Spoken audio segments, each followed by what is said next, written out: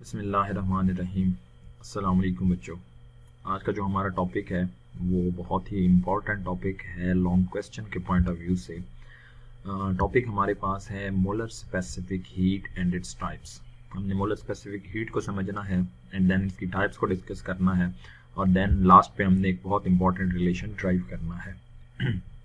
चंद definition हमने पहले पढ़नी है। ये डेफिनेशंस के बारे में हम ऑलरेडी भी जानते हैं, हम उन्हीं को रिवाइज करने वाले हैं। इसमें पहली डेफिनेशन जो है वो हमारे पास हीट कैपेसिटी की है। अब हीट कैपेसिटी बेसिकली इसकी किसी भी सब्सटेंस की एक स्पेसिफिक प्रॉपर्टी है, ठीक होगी बात। तो हीट कैपेसिटी के बारे में कह सकते हैं कि ये वो हीट एनर्जी है, the amount of heat energy required to raise the temperature of substance through 1 kelvin.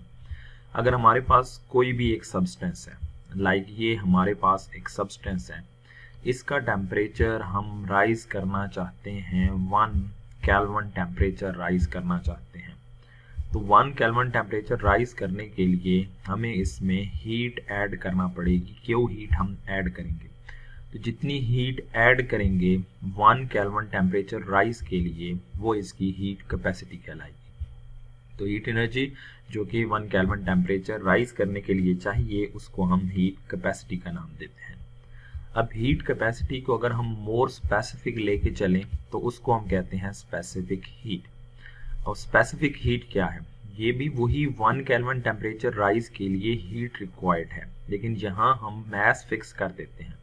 यानी यहाँ है the amount of energy required to raise the temperature of 1 kilogram of substance. यहाँ हम देखें हमने मैस ऑफ द सब्सटेंस को fix कर दिया। इट मीन्स अब ये जो मैस ऑफ द सब्सटेंस है that is kilogram. 1 kilogram mass of the substance है, उसका 1 केल्विन टेम्परेचर राइज करना है। तो जितनी हम हीट ऐड करेंगे उसको हम नाम देंगे स्पेसिफिक हीट का। तो 1 केल्विन टेम्परेचर राइज के लिए 1 किलोग्राम सब्सटेंस के जितनी हीट हम ऐड करेंगे that heat added will be known as specific heat.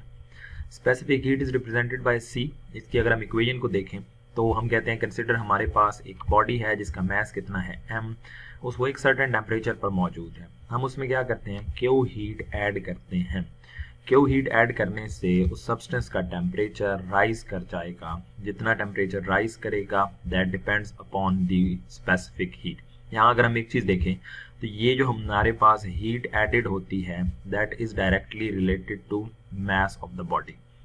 जितना ज्यादा मैस मौजूद होगा उतना 1 केल्विन टेम्परेचर राइज करने के लिए हमें उतनी ज्यादा हीट ऐड करनी पड़ेगी। मैं दोबारा रिपीट करता हूँ, जितना 1 किलोग्राम था तो हमें स्पेसिफिक हीट ऐड करना पड़ेगी। 2 किलोग्राम होगा तो हमें double of that heat add करना पड़ेगा। तो मैस बढ़ाते जाएंगे तो हीट एडेड भी यहाँ से हमारे पास बढ़ती जाएगी। सिमिलरली एक पॉइंट हम देखें तो Q is directly related to del T. Temperature के भी हीट एडेड डायरेक्टली रिलेटेड है। यानी आपको कितना चेंज इन टेम्परेचर चाहिए। अगर आप 1 केल्विन टेम्परेचर चाहते हैं तो ऑब्वियस है कम हीट ऐड करना पड़ेगी। टेम्परेचर चेंज को आप डबल करना चाहते हैं तो ज्यादा हीट ऐड करना पड़ेगी। तो इट मींस इन दोनों का भी आपस में डायरेक्ट रिलेशन है। नेक्स्ट फिर हम क्या करते हैं? इन दोनों को कंबाइन कर देते हैं। Q is directly related to m delta T. ये अब हमारे पास आ गया कि हीट जो है वो हीट एडेड जो है वो इन दोनों के डायरेक्टली रिलेटेड है। जब यहाँ से आप डायरेक्ट रिलेशन खत्म करेंगे तो यहाँ एक कांस्टेंट ऑफ प्रोपोर्शनैलिटी आएगा which is known as c। तो ये बन गया cm डेल्टा t। ये हमारे पास एक इक्वेशन आ गई। Q is equal to cm into delta T. This c is constant and this c is known as specific heat. C को अगर आप अलग करें तो फिर ये इक्वेशन हमारे पास आ जाती है। C is equal to Q over m delta T. Q is equal to mc delta T. ये हमारे पास दो इक्वेशन आ चुकी हैं, ये हीट एडेड की और ये हमारे पास स्पेसिफिक हीट की आ चुकी है। अब यूनिट ऑफ स्पेसिफिक हीट जो होगा वो आपके सामने ही मौजूद है। अगर हम C के यूनिट को देखें तो Q का यूनिट क्या होता है? जाउल, मैस का किलोग्राम, टेम्परेचर का केल्विन। तो ये बन जाएगा जाउल पर किलोग्राम पर केल्विन, इनवर्स बन चुका है। ये हमारे पास जो है वो स्पेसिफिक हीट की डेफिनेशन आ चुकी है। अब इसको हम और बेहतर तरीके से समझते हैं और हमारे पास एक डेफिनेशन आ जाती है मोलर स्पेसिफिक हीट की। Now what is molar specific heat? आपकी बुक में चंद लाइनें मेंशन है जिसमें शुरू में वो कहते हैं कि देखें आपके पास 1 किलोग्राम ऑफ सब्सटेंस, लाइक अगर डिफरेंट गैस के 1 किलोग्राम है, ऑक्सीजन का 1 किलोग्राम है और हाइड्रोजन का 1 किलोग्राम है। अगर इन दो गैसेस को कंपेयर करें तो दोनों में नंबर ऑफ मॉलिक्यूल जो होंगे, नंबर ऑफ एटम्स जो होंगे वो डिफरेंट होंगे, दोनों के नंबर ऑफ एटम्स क्या होंगे, डिफरेंट होंगे। तो इसीलिए हम ज़्यादा बेहतर तरीके से इसको एक्सप्लेन नहीं कर पाते, तो हम एक मोर स्पेसिफिक टर्म की तरफ जाते हैं and that more specific term is mole. अब आप सब अच्छी तरह जानते हैं कि 1 मोल ऑफ अ सब्सटेंस में चाहे जो मर्जी गैस हो, चाहे ऑक्सीजन है, चाहे हाइड्रोजन है, चाहे नाइट्रोजन है, फिक्स नंबर ऑफ एटम्स होंगे और वो फिक्स नंबर ऑफ एटम्स किसके इक्वल होते हैं, वो fix number of atoms Avogadro's number के इक्वल होते हैं। तो ये चीज़ हमने मोर स्पेसिफिक कर दी है भाई, चाहे जिसका मर्जी का जिस मर्जी सब्सटेंस का, जिस मर्जी गैस का 1 मोल हो, उसमें एवोगैड्रोस नंबर जो होंगे वो नंबर ऑफ एटम्स होंगे, तो नंबर ऑफ एटम्स या मॉलिक्यूल्स हमारे पास फिक्स हो चुके हैं। तो मोर स्पेसिफिक टर्म की तरफ हम अब चले गए। मोलर स्पेसिफिक हीट सेम वही डेफिनेशन, क्या है जी, बस फर्क ये है कि अब हमारे पास जो है 1 मोल ऑफ अ सब्सटेंस हम लेंगे, n is representation of mole. तो अब हमारे पास नंबर ऑफ मोल्स कितने होंगे, 1। इसमें हम क्या करेंगे, हम क्यू हीट को ऐड करेंगे, क्या ऐड करेंगे, क्यू हीट ऐड करेंगे for 1 kelvin rise in temperature. तो heat added for 1 kelvin rise in temperature of 1 mole of a substance, उसको हम नाम देंगे मोलर स्पेसिफिक हीट का। डेफिनेशन देखते हैं जी, the amount of heat required to raise the temperature of 1 mole of a substance through 1 kelvin, उसको हम नाम देते हैं मोलर स्पेसिफिक हीट। अब सेम उसी तरह हमारे पास n नंबर ऑफ मोल्स हैं, हमने जो हीट ऐड करनी है वो हीट एडेड Q जो है that depends upon the number of moles. Heat added is directly related to number of moles. Greater the number of moles, greater will be the heat added. Secondly, heat added is directly related to the change in temperature. जितना ज़्यादा आप temperature rise चाहते हैं उतनी ज़्यादा heat आपको add करना पड़ेगी। तो इन दोनों के डायरेक्टली रिलेटेड है, दोनों को कंबाइन करते हैं, ये कोई n1 कर लें, ये कोई n2 कर लें, दोनों को कंबाइन किया तो Q is directly related to, हमारे पास आ गया n del T, दोनों का डायरेक्ट रिलेशन। एंड जब डायरेक्ट रिलेशन खत्म करेंगे तो यहाँ हमारे पास Q is equal to C। आपको पता है डायरेक्ट रिलेशन खत्म करें तो कांस्टेंट ऑफ प्रोपोर्शनैलिटी आता है, यहाँ आ गया CN डेल्टा T। ये हमारे पास एक इक्वेशन आ चुकी है। Now this C is molar specific heat, Q is equal to NC delta T, ये हमारे पास इक्वेशन आ गई। C is molar specific heat, C को अलग करें तो C इक्वल टू आ जाएगा Q over N del T। This is the equation for molar specific heat, Q is the heat added, N is the number of moles, del T is the change in temperature। तो फिर unit क्या होगा, joule पर मोल पर kelvin. Now ये हमारे पास कुछ terms आ चुकी हैं जिसमें heat capacity, specific heat, molar specific heat, इनकी डेफिनेशंस को यहाँ से हमने याद रखना है। नेक्स्ट पॉइंट की तरफ चलते हैं। तो अब हमारे पास molar specific heat of gas जो है, यहाँ पर एक चीज़ उसने बहुत इंपॉर्टेंट मेंशन की है कि अगर हम सॉलिड्स या लिक्विड्स की बात करें और उनका change in temperature approximately 1 kelvin हो, यानी सॉलिड को आप 1 केल्विन टेम्परेचर प्रोवाइड करें किसी भी सॉलिड सब्सटेंस को या किसी भी लिक्विड सब्सटेंस को, तो उनमें जो वॉल्यूम चेंज है वो इतना ज़्यादा नहीं होता। This 1 kelvin is very small negligible temperature for solids and liquids. तो 1 केल्विन टेम्परेचर राइज सॉलिड्स और लिक्विड्स के वॉल्यूम को उनसे कोई वर्क डन परफॉर्म नहीं कराएगा, ना वॉल्यूम इफेक्ट करेगा, ना उनसे वर्क डन परफॉर्म कराएगा। तो ऑन सॉलिड्स और लिक्विड्स 1 केल्विन टेम्परेचर का इफेक्ट जो है वो नेग्लिजिबल है। बट यही 1 केल्विन टेम्परेचर अगर आप गैस को प्रोवाइड करें तो भाई गैस के मॉलिक्यूल्स लेस रिजिड हैं, जब आप उनको 1 केल्विन टेम्परेचर प्रोवाइड करेंगे वो हीट एब्जॉर्ब करके उनकी काइनेटिक एनर्जी बहुत ज़्यादा बढ़ जाएगी। इट मीन्स ये टर्म्स ज़्यादा बेहतर तरीके से हम गैसेस के लिए एक्सप्लेन कर सकते हैं। तो गैसेस के लिए अब मोलर स्पेसिफिक हीट की 2 टाइप्स डिस्कस की गई हैं। One is molar specific heat at constant volume and second one is molar specific heat at constant pressure. ये हमारे पास 2 टर्म्स आ चुकी हैं। ये 2 types of molar specific heat हैं, कोई फर्क नहीं है, सेम वही डेफिनेशन है, बस इस कंडीशन में हम वॉल्यूम को कांस्टेंट रखेंगे और इस कंडीशन में हम टेम्परेचर को कांस्टेंट रखेंगे, बाकी डेफिनेशन वही है।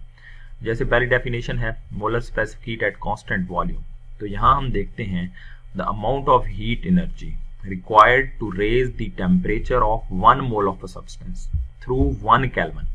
यहाँ तक डेफिनेशन वही है, बस एंड पे हमने क्या कर दिया, एट कांस्टेंट वॉल्यूम। तो amount of heat energy required to raise the temperature of 1 mole of a substance through 1 kelvin at constant volume that is known as molar specific heat at constant volume. Denote किससे करते हैं? CV से denote करते हैं। यहाँ हमारे पास फिर ये जो टर्म ऊपर हमने लिखी थी that C is equal to Q over N del T, तो C को किससे रिप्लेस कर देंगे? CV से, तो ये इक्वेशन बन गई CV is equal to QV over N delta T। ये molar specific heat at constant volume की इक्वेशन आ गई। Next molar specific heat at constant pressure, तो भाई वहां वॉल्यूम कांस्टेंट रखा तो यहाँ क्या रखेंगे? प्रेशर कांस्टेंट रखेंगे। तो amount of heat energy required to raise the temperature of 1 mole of a substance through 1 kelvin at constant pressure, pressure यहाँ कांस्टेंट रखेंगे तो वो जो हीट होगी that is molar specific heat at constant pressure denoted by Cp। Now Cp is equal to same वही equation, यहाँ देखें C था Q over N delta T, तो यहाँ C की जगह Cp आ गया, QP आ गया over N delta T as it is आ चुकी है। तो ये हमारे पास जो है चंद डेफिनेशंस आ गई हीट कैपेसिटी की, मोलर स्पेसिफिक हीट की और उसकी टाइप्स की। अब यहाँ से हमारा लॉन्ग क्वेश्चन शुरू होता है। नेक्स्ट बहुत इंपॉर्टेंट लॉन्ग क्वेश्चन क्या आ जाएगा? लॉन्ग क्वेश्चन कुछ यूं आता है, define molar specific heat at constant volume and molar specific heat at constant pressure. ठीक होगी बात? डिफाइन क्या, what is molar specific heat at constant volume and molar specific heat at constant pressure. Also show that Cp minus Cv is equal to R. Molar specific heat at constant pressure और molar specific heat at constant volume का जो difference है वो journal gas constant R के equal है। ये equation यहाँ पर हमने प्रूव करनी है। तो हम कंसिडर करते हैं कि हमारे पास एक, इस प्रूफ के लिए हम कंसिडर करते हैं ये हमारे पास भाई एक सिलेंडर है। इस सिलेंडर के अंदर हमारे पास एक गैस मौजूद है जिसके हमारे पास नंबर ऑफ मोल्स कितने हैं? 1 मोल मौजूद है, 1 मोल ऑफ अ गैस मौजूद है। Consider 1 mole of an ideal gas enclosed in a cylinder. Now हम कांस्टेंट वॉल्यूम की बात कर रहे हैं। किसकी बात कर रहे हैं? कांस्टेंट वॉल्यूम, यानी वॉल्यूम को हम कांस्टेंट रखेंगे, गैस को, इस 1 मोल ऑफ गैस के वॉल्यूम को क्या रखेंगे? कांस्टेंट। तो ये गैस कहाँ मौजूद है? ये एक पिस्टन मौजूद है, पिस्टन के यानी गैस एक सिलेंडर के अंदर मौजूद है और उसके ऊपर क्या मौजूद है? एक पिस्टन मौजूद है। इस केस में ये पिस्टन इतना हैवी होगा कि गैस को अलाउ नहीं कर सकेगा कि वो एक्सपेंड हो सके। तो हम क्या करते हैं, ये जैसे आपके पास एक सिलेंडर है, कांस्टेंट वॉल्यूम प्रोसेस है, तो इसमें हम हीट Q ऐड करेंगे, that is QV heat add करेंगे। अब इक्वेशन थी QV इज इक्वल टू, यहाँ अगर हम देखें तो हमने इक्वेशन पढ़ी अभी, Q is equal to NC into delta T, ये हमने इक्वेशन अभी पढ़ी। तो Q की जगह यहाँ हम लिख देंगे QV, N number of moles कितने हमने लिए? 1, यानी N की वैल्यू तो हम शुरू से लेके चल रहे हैं 1, तो N इज इक्वल टू 1, तो N की जगह 1 आ गया। C की जगह रिप्लेस हो गया CV and del T is the temperature rise. तो हीट एडेड जो है वो पहली इक्वेशन हमारे पास आ गई, किसकी इक्वल है? CV into delta T। Now first law of thermodynamics हमने पढ़ा, तो according to first law of thermodynamics Q is equal to del U plus double U, Q की जगह QV del U plus double U। Now यहाँ अगर हम एक चीज देखें तो it's a constant volume process. हमने पढ़ा हुआ है that work is equal to the product of pressure and change in volume, the product of pressure and change in volume. Pressure volume work हमने पढ़ा था। इस केस में आपका वॉल्यूम क्या रहेगा? कांस्टेंट रहेगा। अगर हमारा वॉल्यूम जो है वो इस केस में कांस्टेंट है, वॉल्यूम कांस्टेंट है, so what will be the change in volume? Change in volume will be 0। Change in volume is 0, तो यहाँ अगर मैं चेंज इन वॉल्यूम 0 पुट कर दूं तो pressure into change in volume 0, तो now work done will be 0 आ जाएगा। तो इस केस में this factor will become 0। It's a constant volume process, आपको पता है कांस्टेंट वॉल्यूम प्रोसेस में चेंज इन वॉल्यूम 0 होगा तो there will be no work done, so work done will be 0। When work done is equal to 0, तो QV किसके equal आ गया? Simply del U के इक्वल आ गया, एंड QV किसके equal है? CV into delta T। ये हमारे पास है कांस्टेंट वॉल्यूम प्रोसेस। यहाँ बहुत इंपॉर्टेंट चीज हमने ये देखी कि भाई हीट एडेड का एक ही काम है, that is to change the internal energy. वो और कोई काम नहीं कर रही, वो सिर्फ internal energy of the system को क्या कर रही है? चेंज कर रही है, बाकी कहीं उसका कोई रोल मौजूद नहीं है। याद रह जाएगा ये पॉइंट, बहुत इंपॉर्टेंट पॉइंट है, इसकी इंपॉर्टेंस हमें एंड पे पता चलेगी। नेक्स्ट आ जाते हैं जी at constant pressure process. Now same वही 1 मोल ऑफ द गैस है जो हमने पिछले पार्ट में कंसिडर किया। अब आपके पास enclosed in cylinder with the piston, now that piston can be capable of moving, वो पिस्टन क्या कर सकता है, मूव कर सकता है। हमने हीट ऐड की एट कांस्टेंट प्रेशर, यानी हमने क्यों हीट ऐड करना शुरू कर दी, साथ ही साथ प्रेशर को क्योंकि कांस्टेंट रखना है तो गैस को अलाउ करेंगे कि वो क्या होगी, एक्सपेंड होगी। तो यहाँ पर गैस एक्सपेंड होगी तो फिर हमारे पास इक्वेशन, ये जो इक्वेशन अभी हमने देखी थी वो इक्वेशन कुछ यूं थी, Q is equal to NC into delta T। Now Q replace हो गया QP से, नंबर ऑफ मोल्स हमारे पास 1 है तो फैक्टर 1 आ गया। C को हमने रिप्लेस कर दिया CP से, तो QP इज इक्वल टू आ गया CP इंटू डेल्टा T। ये हमारे पास QP आ गया, CP इंटू डेल्टा T, ये इक्वेशन हमारे पास आ गई। अब नेक्स्ट एक चीज अगर आप देखें तो यहाँ आप गैस को अलाउ कर रहे हैं कि वो एक्सपेंड हो। इट मीन्स जो गैस एक्सपेंड हो रही है तो वो एक डिस्प्लेसमेंट कवर कर रही है, वॉल्यूम चेंज हो रहा है। There is a change in volume, when there is a change in volume then work done will also be perform. तो अब हम at constant pressure the gas expand and work done against external pressure, तो यहाँ work done होगा। Now this work done is pressure volume work, W is equal to P del V। Now हम क्या करते हैं, हमने इसको फाइंड आउट करना है तो हमने एक जनरल गैस इक्वेशन पढ़ी हुई है, that is P is equal to NR delta T। ये इक्वेशन हमने पढ़ी हुई है। नाउ इस इक्वेशन में देखें, P is pressure, V is volume, N is number of moles, R is general gas constant, del T is temperature. P आ गया एज इट इज, V की जगह हमारे पास अब क्या आ जाएगा, प्रेशर तो कांस्टेंट रखा हुआ है हमने, V की जगह there will be a change in volume, तो P इंटू डेल V आ गया। Left side number of moles कितने हैं, ये है भाई 1, तो N की जगह 1 आ गया, R as it is and delta T as it is. तो यहाँ अगर हम देखें तो P del V is equal to R del T। Now P del V किसकी इक्वल है, W के, तो W is equal to R del T, ये हमारे पास वर्क आ चुका है। ये सारी वैल्यूज पुट करते हैं जी हम फर्स्ट लॉ ऑफ थर्मोडायनामिक्स में, जो कि है Q is equal to del U plus W। Now Q is replaced by QP, del U as it is and work done as it is. सारी चीजें हम फाइंड आउट कर चुके हैं। QP की जगह हमने ये इक्वेशन 2 लिखी हुई है, CP इंटू डेल्टा T, वो यहाँ पुट कर दी। del U की जगह हम पिछले पार्ट में ये फाइंड आउट कर चुके हैं, del U is equal to CV into delta T, तो वो CV into delta T put कर दिया। W आ गया R डेल्टा T यहाँ हमने पुट कर दिया, तो CP delta T is equal to CV delta T plus R delta T, ये इक्वेशन हमारे पास आ गई।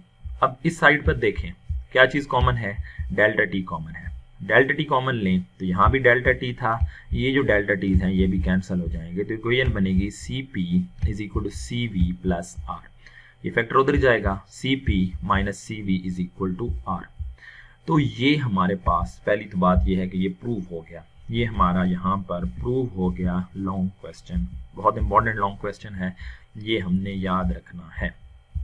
अब यहाँ से हमने कंक्लूड क्या किया, ये कंक्लूजन फिर यहाँ से हमें निकलता है, CP minus CV is equal to R, it mean CP is greater than CV।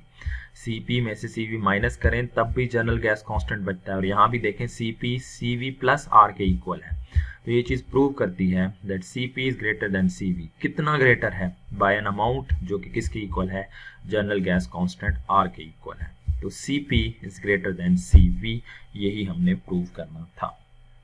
ये तो प्रूव कर लिया। Now what is it's physical significance, physically इसकी इंपॉर्टेंस क्या है। फिजिकली अगर हम इस इक्वेशन की इंपॉर्टेंस को देखें तो देखें यहाँ अगर हम, मैंने एक पॉइंट बताया था कि यहाँ हीट एडेड का सिर्फ एक काम है, इंटरनल एनर्जी को चेंज करना। क्या ये वर्क डन परफॉर्म करा रही है, भाई ये वर्क डन परफॉर्म नहीं करा रही, लेकिन जो हीट आपने कांस्टेंट प्रेशर पर ऐड की, भाई उसने इंटरनल एनर्जी को भी चेंज कराया, उसने वर्क डन को भी कराया। हीट एडेड पहला काम क्या करेगी, इंटरनल एनर्जी को चेंज कराएगी। जब इंटरनल एनर्जी को चेंज हो गई, अब मजीद हीट ऐड करेंगे तो वो हीट एडेड गैस को एक्सपेंड करने में हेल्प करेगी। तो CP is greater than CV, क्यों, ये आपकी एक्सरसाइज का भी बहुत इंपॉर्टेंट क्वेश्चन है। During rise of temperature at constant volume the whole heat is transferred to use to increase its temperature, while at constant pressure part of heat is transferred to do work and part to perform work। तो obvious है जिसने 2 task perform करने हैं, CP में 2 task perform हो रहे हैं, CP में दो टास्क परफॉर्म हो रहे हैं, one is to change internal energy, other one is to do work. यहाँ एक ही टास्क हो रहा है CB में, only to change in internal energy. जिसने दो टास्क परफॉर्म करने हैं उसको ज़्यादा एनर्जी रिक्वायर्ड होगी, ज़्यादा हीट एनर्जी रिक्वायर्ड होगी। ये है इसका आंसर, ये है हमारा CP minus CV equal to R का प्रूफ। आज का लास्ट टॉपिक देखते हैं जी, बहुत इंपॉर्टेंट टॉपिक है शॉर्ट क्वेश्चन के पॉइंट ऑफ व्यू से। टॉपिक 11.6 है reversible and irreversible process. Short question आपसे पूछा जा चुका है, इनका आपस में डिफरेंसेस या what is reversible process, give its example, what is irreversible process, give its example. ये आपसे अलग अलग शॉर्ट क्वेश्चन पूछे जा चुके हैं, ये बहुत इंपॉर्टेंट शॉर्ट क्वेश्चन है। तो अगर हम सबसे पहले देखें रिवर्सिबल प्रोसेस को, तो रिवर्सिबल प्रोसेस क्या है? The process which can be retraced in backward direction by reversing the controlling factors. Controlling factors को रिवर्स करके अगर आप उस प्रोसेस को दोबारा अपनी इनिशियल कंडीशन पर ले आते हैं तो ये हमारा जो प्रोसेस है दैट इज रिवर्सिबल। ऐसा प्रोसेस जो बैकवर्ड डायरेक्शन में लाया जा सके bye reversing the controlling factors, ऐसे प्रोसेस को हम नाम देते हैं रिवर्सिबल प्रोसेस। मैं एक बहुत ही सिंपल सी एग्जांपल लूँगा। हमारे पास है जी वाटर, हमने वाटर को क्या करना है, आइस में कन्वर्ट किया। हम वाटर को किस में कन्वर्ट कर रहे हैं, आइस में कन्वर्ट कर रहे हैं। अब आपको पता है वाटर को आइस में कन्वर्ट करना है तो इसमें से हमने हीट जो है वो रिमूव की है, -Q हीट। वाटर आइस में कन्वर्ट हो गया जब आपने हीट रिमूव कर दी। अब आपने हीट तो रिमूव कर दी, ये एक प्रोसेस है। अब अगर हम इसी वाटर के अंदर, आइस के अंदर सॉरी, हीट ऐड कर दें तो यहाँ अब आपके पास क्या होगा, वो दोबारा से किस में कन्वर्ट हो जाएगा, वाटर में कन्वर्ट हो जाएगा। इट मीन्स हीट का जो फैक्टर है दैट इज कंट्रोलिंग फैक्टर्स। हमारे सिस्टम पूरे को कंट्रोल यही कर रहा है। हमने हीट रिमूव की तो आइस में कन्वर्ट हो गया, वही हीट ऐड कर दी तो वाटर में कन्वर्ट हो गया। तो कंट्रोलिंग फैक्टर्स यहाँ हीट है। तो ऐसा प्रोसेस जिसको बैकवर्ड डायरेक्शन में रिट्रेस किया जा सके कंट्रोलिंग फैक्टर्स को रिवर्स करके, ऐसे प्रोसेस को हम नाम देते हैं रिवर्सिबल प्रोसेस का। अब इन प्रोसेसेस में याद रखिएगा thermal and mechanical equilibrium will remain same. ये आपकी बुक में लाइन लिखी हुई है, thermal and mechanical equilibrium will remain same. Thermal equilibrium क्या है भाई, जितनी आपने हीट एब्जॉर्ब कराई थी उतनी हीट रिलीज करा देंगे। यहाँ हीट रिलीज की थी उतनी हीट एब्जॉर्ब करा दी तो नेट हीट क्या हो जाएगी, 0। दूसरा प्रोसेस ये है कि जितना work done by the system होगा रिवर्सिबल प्रोसेस में उतना ही work done on the system हो जाएगा। यानी आप गैस को अलाउ करेंगे कि वो एक्सपेंड करे, जितने work done by the system perform किया वो पॉजिटिव होगा। फिर आप हीट को, उस गैस को क्या करें, कंप्रेस करें, work done on the system करा दें, दोनों का नेट क्या हो जाएगा, 0। तो थर्मल और मैकेनिकल इक्विलिब्रियम आपके क्या रहेंगे, मेंटेन रहेंगे। ऐसे प्रोसेस को हम नाम देते हैं रिवर्सिबल प्रोसेस का। नाउ इसकी पॉसिबिलिटी क्या होती है, इसको रिवर्स किया जा सकता है। इसके इक्विलिब्रियम पॉइंट्स क्या होते हैं, ये थ्रू आउट इक्विलिब्रियम में ही रहता है। अगर इक्विलिब्रियम कहीं डिस्टर्ब होगा तो ये फिर रिवर्सिबल नहीं रहेगा।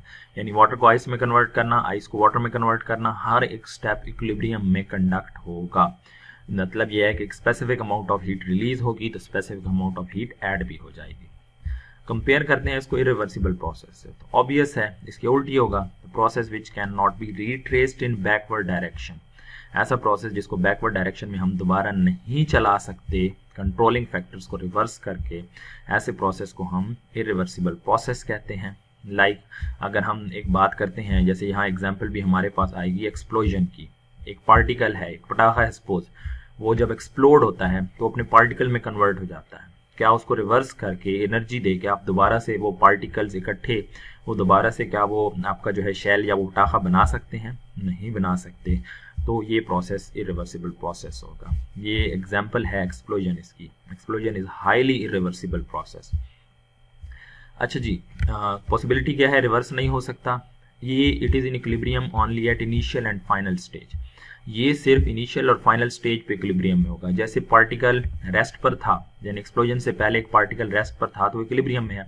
एक्सप्लोड हो गया, पार्टिकल दूर दूर जाके गिर गए, अब वो पार्टिकल गिर जाएंगे, रेस्ट पे आ जाएंगे, तभी वो इक्विलिब्रियम में होंगे।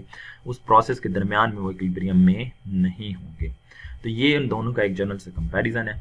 मजीद कंपैरिजन देखें तो रिवर्सिबल प्रोसेस को हम स्लोली अकर कराना पड़ता है। अगर हम चाहते हैं कि हम इस कंट्रोलिंग फैक्टर्स को रिवर्स कर सकें तो ये स्लोली अकर होगा, ये रैपिडली अकर होता है, इसलिए हमारे कंट्रोल्ड में नहीं होता।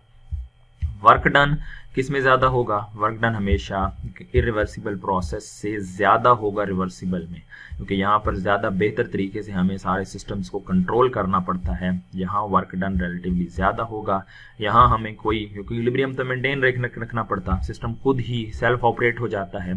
एक्सप्लोड होता है तो पार्टिकल्स खुद ब खुद दूर जाके गिरते हैं, तो हमें कोई इतना ज़्यादा इसको कंट्रोल करने के लिए वर्क परफॉर्म नहीं करना पड़ता।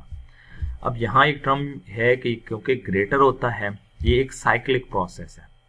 ये कौन सा प्रोसेस है? साइक्लिक। ये आपकी बुक में डेफिनेशन मौजूद है साइक्लिक की, वो भी देख लेंगे। साइक्लिक प्रोसेस वो होता है जैसे ये था, जहाँ से चले दोबारा वहीं पर आ गए, ये साइक्लिक प्रोसेस है।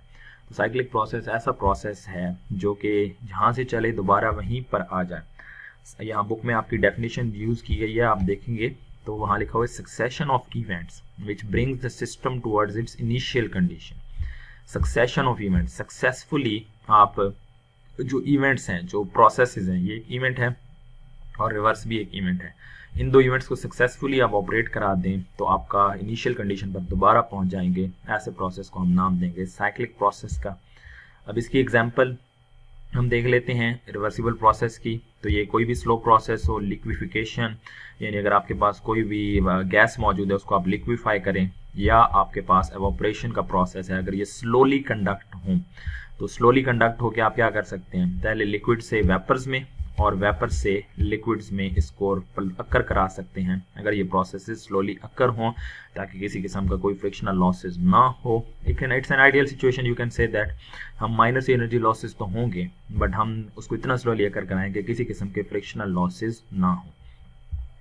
इरिवर्सिबल प्रोसेस की एक एग्जांपल मैंने एक्सप्लोजन देखी। इसके बाद heat dissipation bye conduction, convection and radiation. Conduction आपको पता है कि अगर आप सॉलिड में, ये कंडक्शन नॉर्मली होती है, सॉलिड रॉड के एक एंड को हीट अप करें तो हीट दूसरे एंड तक तो पहुंच जाएगी, लेकिन उस हीट को वापस नहीं लाया जा सकता। तो conduction is a heat process that occurs in solids, convection is a heat process that occurs in gases. Room में आपने हीटर लगाया हुआ है, हीटर ने क्या किया, आपके रूम के पार्टिकल्स को, एयर को हॉट कर दिया, गर्म कर दिया।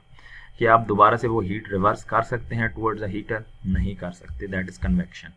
सूरज से हम तक जो एनर्जी पहुंच रही है वो पहुंच रही है in the form of radiation, तो क्या वो रेडिएशन हम दोबारा सूरज की तरफ भेज सकते हैं? नहीं भेज सकते। तो these all are example of irreversible process. तो ये है बच्चों इन दो का कंपैरिजन। हमने यहाँ से दोनों का कंपैरिजन याद रखना है और साइक्लिक प्रोसेस की डेफिनेशन याद रखनी है। तो यहाँ तक हम अपने लेक्चर को एंड करते हैं। दो इम्पॉर्टेंट कंसेप्ट हमने डिस्कस किए, लॉन्ग के पॉइंट ऑफ व्यू से एंड शॉर्ट के पॉइंट ऑफ व्यू से। इंशाल्लाह आपसे मुलाकात होगी नेक्स्ट लेक्चर में बच्चों। अल्लाह हाफिज़, स्टे ब्लेस्ड।